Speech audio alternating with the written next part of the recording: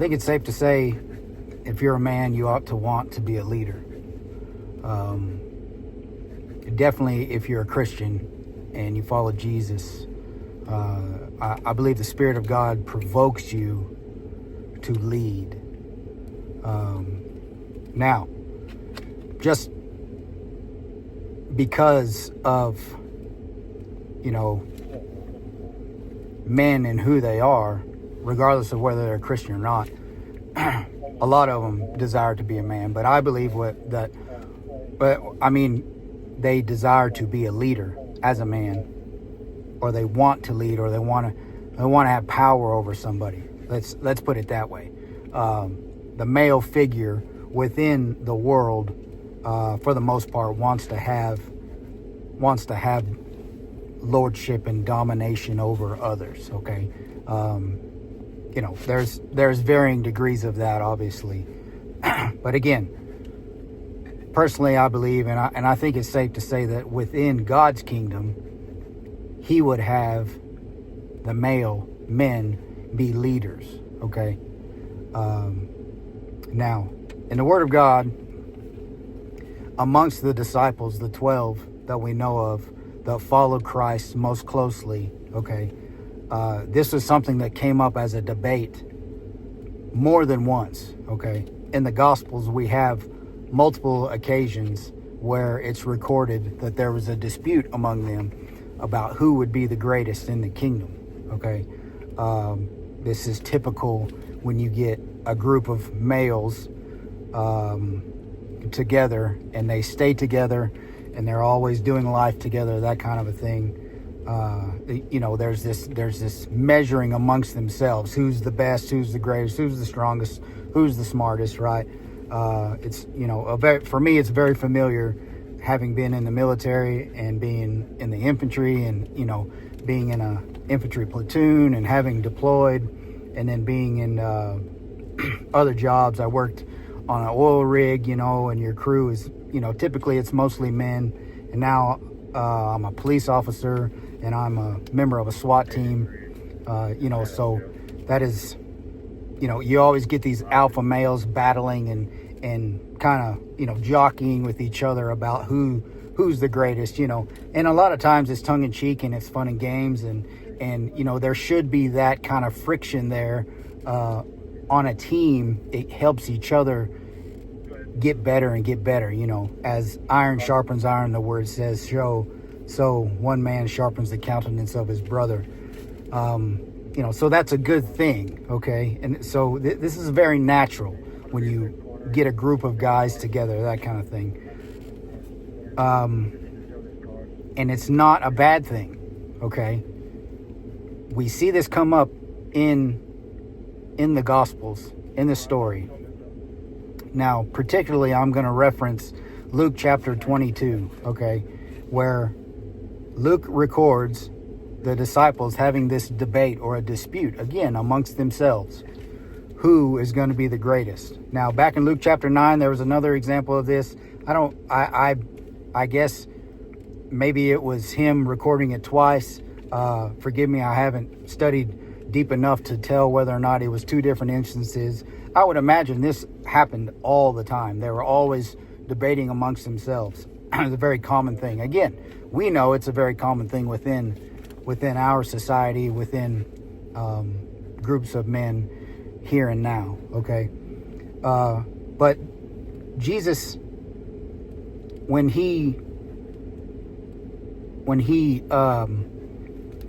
inserts himself into this conversation, he gives us two different examples. He gives us the example that the world shows us, and then he gives us the example of in the kingdom, his example, okay? In Luke chapter 22, verse 24, it says this: "Now there was also a dispute among them," that is the disciples, "as to which of them should be considered the greatest." Okay? And he said to them, "The kings of the Gentiles." Now look, here's the example. And it's the one that we're very, very familiar with, having to deal with this world system, okay? And Jesus points it out to him. He says, look, the kings of the Gentiles exercise lordship over them, and those who exercise authority over them are called benefactors. Okay? Or benefactor being the one who brings you good things, the one you depend on for good things. But not so among you. Okay? He draws a line and he says, let's invert this. Okay? In the world, we see this example. In the system that Satan has control over, we see it like this. The kings of the Gentiles exercise lordship over them, and those who exercise authority over them are called benefactors. They exercise lordship, right? A man unconverted, not having the Holy Spirit leading him in wisdom, that man naturally wants to lead. He naturally wants to be over people because that's part of his being. God made him a man, okay? But the way he does that, and the way the world says do it, or the way Satan would have you do it, is by lording over somebody, beating somebody into submission, okay? Jesus says, but not so among you, verse 26. But not so among you, that is, amongst you who follow me, that's not the way it's going to be. This is not how it works in the kingdom. He says, on the contrary, let's invert this, okay?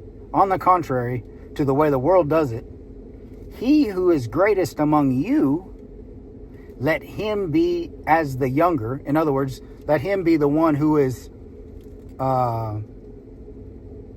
the less senior on the team, okay? Me, for one, here's another example.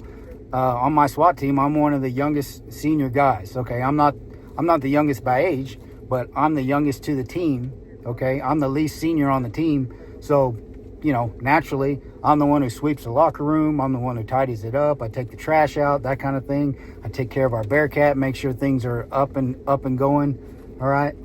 That's my duty, and that's the way it ought to be in God's kingdom. He says, let him be, he who is the greatest among you, let him be as the younger, and he who governs as he who serves, okay? For who is greater? Now he asks a rhetorical question. For who is greater, he who sits at the table or he who serves? This is a very obvious answer, right? It's very rhetorical. He says, who is it that's greater in this type of setting? The master who sits at the table or the servant who makes the food and brings it to him? Obviously, it's the master, right? The master is the one who is the greatest. And you're like, well, no duh. Of course, that's the answer, Jesus. Jesus says, right, is not he who sits at the table the greatest? Yet, I am among you as the one, capital O, as the one who serves.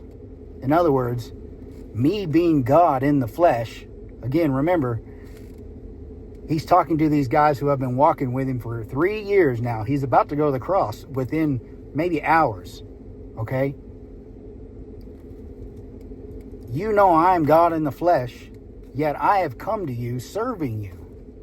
This is the example, and this is how you ought to be in the kingdom, okay? The world, as a man, as a leader, you take that by power. You exercise lordship. You dominate over them, okay? But in the kingdom, it's completely reversed. If you want to be the greatest in the kingdom, let that person, not that it's a bad thing that you have a desire to be the greatest, that's perfectly fine.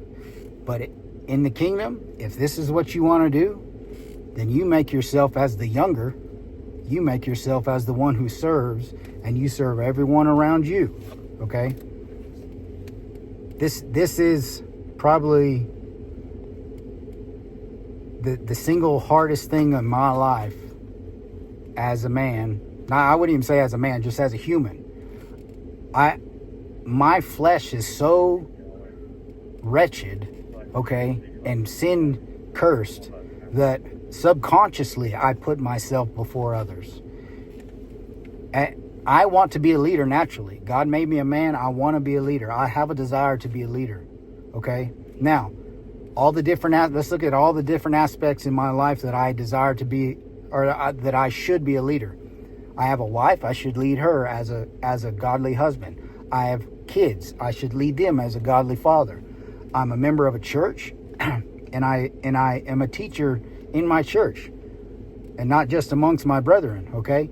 I should be, I have, in that capacity, I need to be a leader.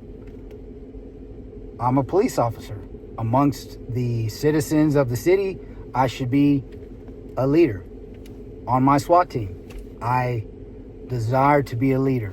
Now, in all those capacities, now especially at home, where it's the easiest to get away with being a jerk, I naturally, apart from Christ, put myself above them. I think of myself and what I want before I think of what they want or what they desire, okay? And I have to crucify that. I have to kill it, okay? I have a desire to be a leader. That's perfectly fine, but there's a right way and a wrong way to do it. The wrong way is to consider myself before others. The right way in God's kingdom is to consider what other people want before me. Become the servant of those among you. What does that look like in my home? As a husband, I should desire to serve my wife. If I'm tired and I don't feel like doing anything, maybe she's tired too. Maybe she just asked me to do something for whatever reason. Naturally, I grumble and groan and I don't feel like doing it. But the way Christ would have me do it is to get up and do it. Some scholars believe that this example right here in the gospel, where he's talking about this to them, is what provoked him to go and wash feet, okay? And he sits them all down and he starts washing their feet. And maybe in the same instance, this is when he explains this principle to them, okay? That's the type of leader. That's what a leader is, okay?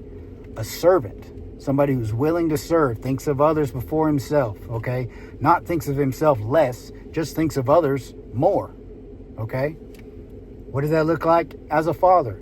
I should be willing to help my kids even when I'm tired, even when I don't feel like it. Now, naturally, do I do that? I would have to say, sadly, I don't, okay? I don't. Again, it's something that I honestly am ashamed of, but I am trying to work through it, okay? And you have to watch out for something, false humility, okay? Because a lot of times, even though we know we should do this and we try to implement that, because sin, the nature is so ingrained within our psyche, we twist it to where even the outcome of us serving somebody benefits us, right? I think I create something or an issue or whatever, not even create an issue, but I think to myself, yes, I'll help my wife or whatever so that I get, X, Y, or Z in the end, right? Instead of just no strings attached, I'm willing to help, right? We got two different examples. Well, first, let me back up and say this. You want to be a leader? Perfectly fine. Nothing wrong with that. Jesus doesn't get on to them. He doesn't scold them because they want to be the greatest in the kingdom. He says, if that's what you want to do, perfectly fine. This is how you do it. You become the servant to those around you. You don't do it the way the world would have you do it, which is to take power or to take it by force and to lord it over people, okay? I hope this blesses you.